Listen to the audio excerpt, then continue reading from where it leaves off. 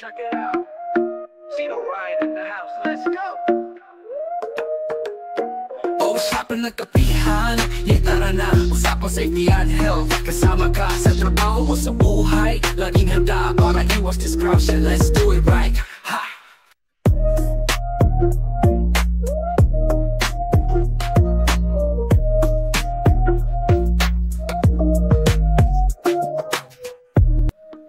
Nice! Hello mga kausyapan and welcome back to another special episode of Usyapan at Kapihan with Tito Ryan.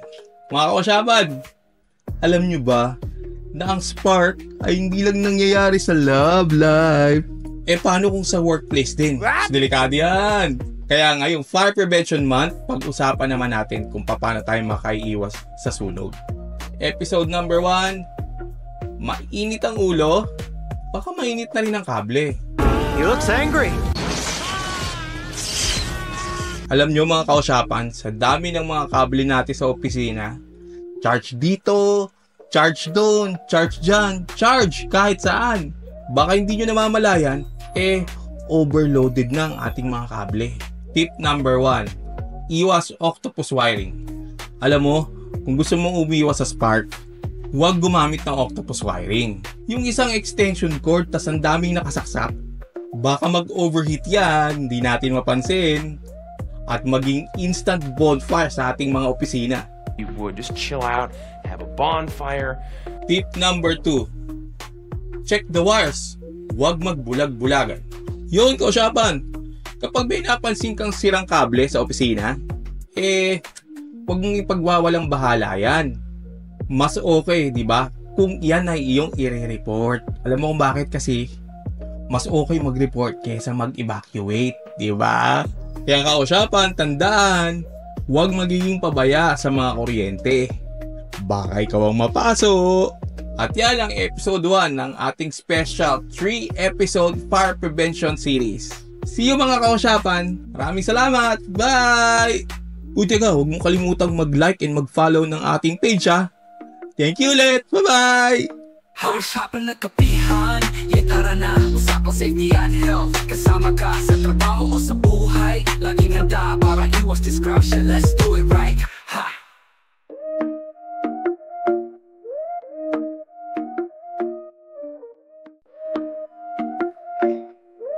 Yo, check it out.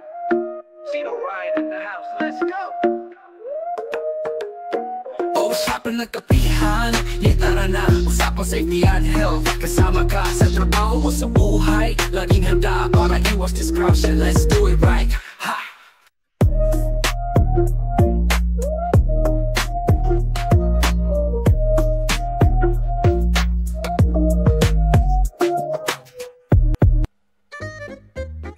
Ito na naman tayo mga kausyapan. Welcome back to another episode of Usyapan at Kapihan with Tito Ryan. Nandito na tayo sa episode 3 ng Fire Prevention 1. Ay, mali pala. Episode 2 lang pala. That's weird. That's weird. Yon! So, nandito na tayo sa episode 2 ng ating special 3-part series ng Fire Prevention Month. Kaya ngayong episode 2 ng Fire Prevention Month series natin, pag-uusapan natin ang tungkol sa fire drills. Alam mo mga kausyapan, ang fire drill, parang PE lang yan nung high school. Yung tamang gusto mong umabsent kasi ayaw mo sumali. I wanna go home. Pero tandaan, yan ang pagsasanay na magliligtas ng buhay mo. Tip number 3, take fire drills seriously. Alam mo, kapag may fire drill sa opisina, take it seriously. Sundan ang fire evacuation plan. Hindi yan yung parang field trip na patambay-tambay ka lang sa gilid tapos tawanan lang kayo ng tawanan, di ba? Alam mo kasi, sa totoo lang, pag totoong sunog na, walang take 2 yan. And there's no going back. Kaya tandaan na, kapag may fire drill, sumunod tayo sa instructions ng ating mga kasama. Sundan ang evacuation plan at huwag magtawanan, huwag maglalaro. Tip number 5. What? Ay, mali pala. Alamin ang fire exits. Hindi lang yan pang aesthetics. Oh, teka, tandaan na. Ang fire exit, hindi yan storage area na pwede nating paglagyan ng mga gamit. Tandaan, hindi pwedeng nakablock yan. Dapat, lagi clear ang mga fire exits. para sa mga emergencies. Kaya pag may nakaharang, i-report mo agad. Kausapan. Kaya remember ha, ang fire drill, hindi yan field trip.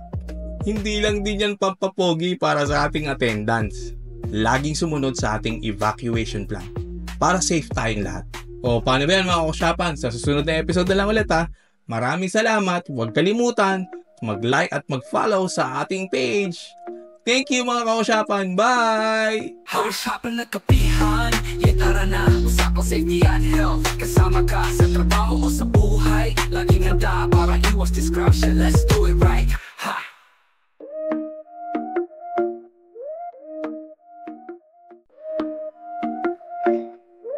Yo, check it out. See the riot in the house. Let's go. Usapan na kapihan, tara na, usapang safety and health. Kasama ka sa trabaho o sa buhay, laging handa para iwas disruption. Let's do it right. Ha!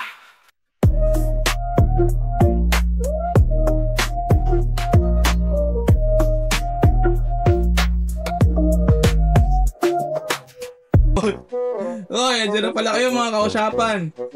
Alam nyo ba na may kasabihan ng Pilipino, diba? Pag mainit, mas masarap pagkape. Oh yes, son. Love some coffee. Ayun na nga. Kaya nandito tayo sa last part ng ating 3-part series para sa ating Fire Prevention Month.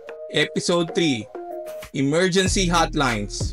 Huwag mong kalimutan, baka ikaw ang kailangan. So yun na nga mga kausapan.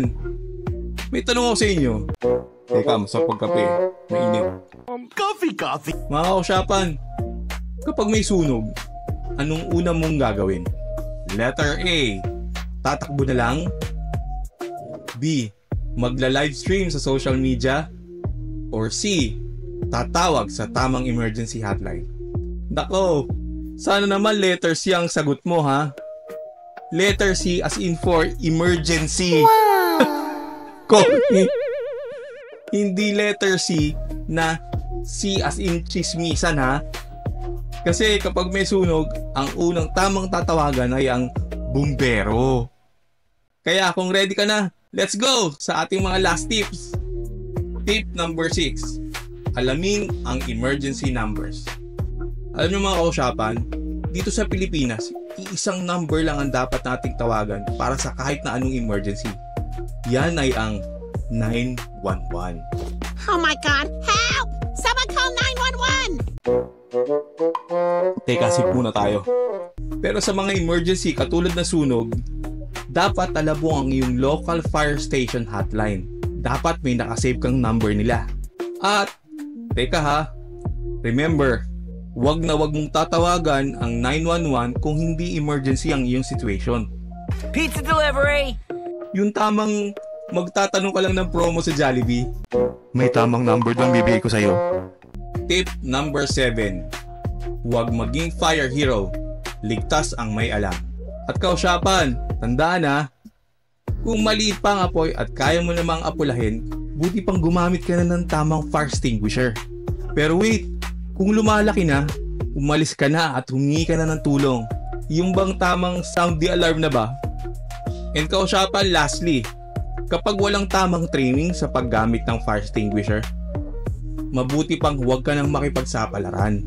Kasi ang tunay na hero, hindi reckless kundi alerto. Kaya mga kausapan, huwag maging pasaway. Alamin ang mga fire emergency hotlines at huwag maging hero kung hindi ka naman well-trained para iwas sunog at iwas disgrasya. O paano ba yan mga kausapan? Nakabuo na naman tayo ng isang series. So magkita na lang tayo ulit sa susunod na episode ng Usapan at Kapihan with Tito Ryan. Maraming salamat mga kausapan. Bye!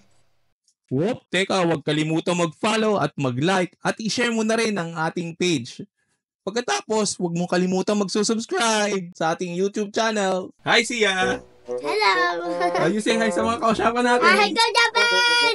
Hi! Bye-bye, kausapan! Bye-bye! Thank you! Usapan na kapihan, tara na, usapang safety and health. Kasama ka sa trabaho o sa buhay, laging handa para iwas disruption. Let's do it right.